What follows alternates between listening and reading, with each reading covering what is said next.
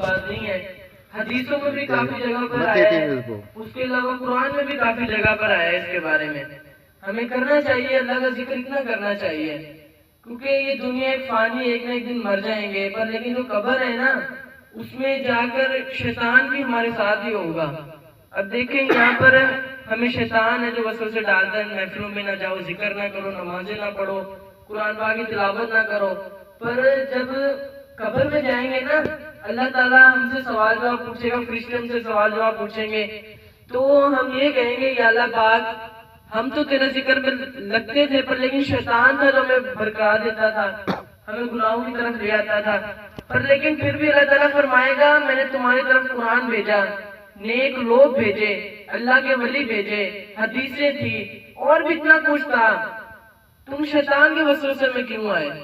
ابھی اس ٹائم کتنے لوگ ہیں جو اس ذکر کے اوپر نہیں ہیں، پر اللہ تعالیٰ نے سوچے آپ لوگوں کو کیوں چنا ہے؟ ہندو ہیں، عیسائی ہیں، سکھ ہیں، کافر ہیں، اللہ تعالیٰ نے پر آپ لوگوں کو نبی کا امتی کیوں بنایا ہے؟ کبھی یاد سوچنا، کبھی سوتے وقت یہ چیز سوچیں کہ اللہ تعالیٰ نے آپ لوگوں کو ہی کیوں اللہ کا نبی بنایا، اللہ کا امتی بنایا ہے؟ آپ کبھی یہ سوچیں اس چیز کو، اگر آپ اس چیز کو سوچیں گے بہت گہرائی میں چلے جائیں گے۔ اللہ تعالیٰ نے آپ کو امتی بنایا نبی پاک کا، اس کے علاوہ اللہ تعالیٰ نے آپ کو اس محفل کے لیے چنا ہے، کسی اور کو نہیں چنا، بس آپ لوگوں کو چنا ہے۔ آپ مہربانی فرما کے دیکھا کریں، ہر ہفتے یہاں پہ محفل ہوتی ہے، ماشاءاللہ سائیں یہاں پر بیٹھتے ہیں، ہم آپ لوگوں سے یہ نہیں کہتے کہ آتے ہوئے 50 روپے لے کر آنا، 100 روپے لے کر آنا، 1000 لے کر آنا پھر بیٹھنے دیں گے۔ آپ ذکر کے لیے آئیں، ذکر کریں، فائدہ اٹھائیں اور ذکر کریں بھی، یہ نہ کریں ایک ہفتے آئے ذکر کیا بس جا کے پھر وہی گناہوں کی طرف لگ گئے، برے کاموں کی طرف لگ گئے۔ یاد رکھیے گا اللہ تعالیٰ کی جو پکڑ ہے نا وہ اتنی خطرناک ہے، اس کے ہاتھ سے کوئی بھی نہیں چھوٹ سکتا۔ اگر ایک رسی ہے نا وہ کٹ سکتی ہے، پر لیکن زنجیر جو لوہے کی ہوتی ہے نا اس کو ہاتھوں کے ساتھ توڑا نہیں جا سکتا، اس کے لیے اچھی کوئی چیز چاہیے، ہتھوڑی چاہیے، کوئی اچھی چیز چاہیے۔ اسی طرح اگر اللہ سے بچنا ہے، اللہ کی پکڑ سے بچنا ہے تو نیکیاں کریں۔ اللہ تعالیٰ نے کچھ دن پہلے مجھ سے ایک بھائی نے سوال کیا کہ زندگی کیا ہے، آپ اپنی مثال میں بتائیں، تو میں نے اس کو کہا اگر ہم سوچیں تو زندگی ایک گلاس ہے۔ اب ایک گلاس کے اندر اگر میں کسی کو دوں اور کہوں کہ اس کے اندر مجھے پانی لا کر دیں اور وہ مجھے گلاس کے اندر ریت بھر کر دے دے، مٹی بھر کے دے دے، تو میں نہ اس کو کھاؤں گا اور نہ ہی اس کو پیوں گا، بلکہ اس کو میں گرا دوں گا اور آدمی کو بھی ساتھ میں بولوں گا یار میں نے آپ کو پانی کا بولا تھا، آپ تو ریت بھر کے لے آئے۔ اگر وہی اندر ریت بھر کر دے، پانی بھر کر دے تو میں اس کو پیوں گا، ساتھ دعائیں بھی اس کو دوں گا کہ اللہ تعالیٰ آپ کو خوش رکھے، آپ نے مجھے پانی پلایا۔ اسی طرح اللہ تعالیٰ نے جو ہمیں زندگی دی ہے نا وہ ایک قرض دیا ہے۔ اب اللہ تعالیٰ نے ہمیں کہا اس کے اندر پانی بھر کر لاؤ، یعنی نیکیاں بھر کر لے کر آؤ، اچھے اعمال لے کر آؤ۔ ہم کیا کر رہے ہیں؟ اس کے اندر ریت بھر رہے ہیں، گناہ بھر رہے ہیں، خاک بھر رہے ہیں، مٹی بھر رہے ہیں۔ اللہ تعالیٰ کیا دیکھ کر خوش ہوگا اس کو؟ اللہ تعالیٰ بلکہ ڈانٹے گا، یعنی اللہ تعالیٰ ہمیں جہنم میں ڈال دے گا۔ اگر وہی ہم اس جسم کے اندر نیکیاں لے کر جائیں، اچھے اعمال لے کر جائیں، اللہ تعالیٰ خوش ہوگا، ہمیں دعائیں دے گا، یعنی اللہ تعالیٰ ہمیں جنت میں ڈال دے گا۔ کیونکہ دنیا 60 سال ہے، 70 سال ہے، 80 سال ہے، کچھ ٹائم ہے، فانی ہے، پر اصلی جو زندگی ہے نا وہ جنت ہے، دوزخ ہے، وہ لاکھوں کروڑوں اربوں جتنے سال تک چلے وہ اللہ ہی بہتر جانتے، ہم نہیں جانتے۔ اسی لیے دنیا میں جو 60 سال اللہ نے دیے ہیں نا اس کو اس طرح گزاریں کہ اللہ تعالیٰ آپ سے خوش ہو جائے اور اللہ تعالیٰ آپ لوگوں کو جنت میں ڈال دے، اور جنت کے نظارے ہم تو یہاں پہ نہیں سو سکتے، کیونکہ اللہ تعالیٰ نے فرمایا جہاں پر لوگ ذکر کے لیے بیٹھتے ہیں نا فرشتے ہوتے ہیں، کچھ ایسے فرشتے اللہ تعالیٰ نے دنیا میں پیدا کیے ہیں جو ایسی محفلوں کو ڈھونڈتے ہیں، جب انہیں مل جاتی ہے نا کسی ایک فرشتے کو پھر وہ دوسرے فرشتوں کو کہتا ہے کہ یہاں پر آ جاؤ، یہاں پر اللہ کی محفل ہو رہی ہے۔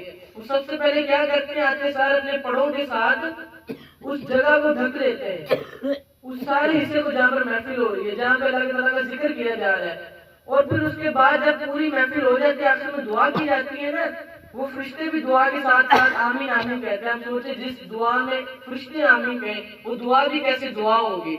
پھر جب اللہ تعالیٰ کے پاس جاتے ہیں کہتے ہیں یا اللہ جس جگہ پہ ہم نے محفلیں دیکھی تھی اسی جگہ پہ، تو اللہ تعالیٰ نے فرمایا کہ وہ مجھ سے کس چیز کی پناہ مانگ رہے تھے؟ وہ فرماتے ہیں یا اللہ وہ مجھ سے جہنم کی پناہ مانگ رہے تھے، کہہ رہے تھے یا اللہ ہمیں جہنم سے بچا۔ تو اللہ تعالیٰ فرماتے ہیں کیا انہوں نے جہنم دیکھی ہوئی ہے؟ تو فرشتے کہتے ہیں نہیں انہوں نے جہنم نہیں دیکھی۔ اگر وہ اللہ تعالیٰ فرماتا ہے کہ وہ دیکھ لیتے تو کیا کرتے؟ وہ کہتے ہیں تو وہ فرشتے کہتے ہیں کہ وہ لوگ مسلح بیٹھ جاتے, محفلیں رکھتے, اللہ کا ذکر کرتے, ہر ٹائم بس توبہ توبہ کرتے. اللہ تعالیٰ فرماتا ہے وہ مجھ سے کیا چیز مانگ رہے تھے, تو فرشتے کہتے ہیں یا اللہ وہ تجھ سے جنت مانگ رہے تھے, یا اللہ ہمیں جنت دے دے, ہمیں جنت کے باغوں میں سے ایک باغ کا چھوٹا سا ٹکڑا دے دے. تو اللہ تعالیٰ فرماتا ہے کیا انہوں نے جنت کو دیکھا ہوا ہے؟ فرشتے کہتے ہیں کہ یا اللہ انہوں نے جنت کو نہیں دیکھا ہوا.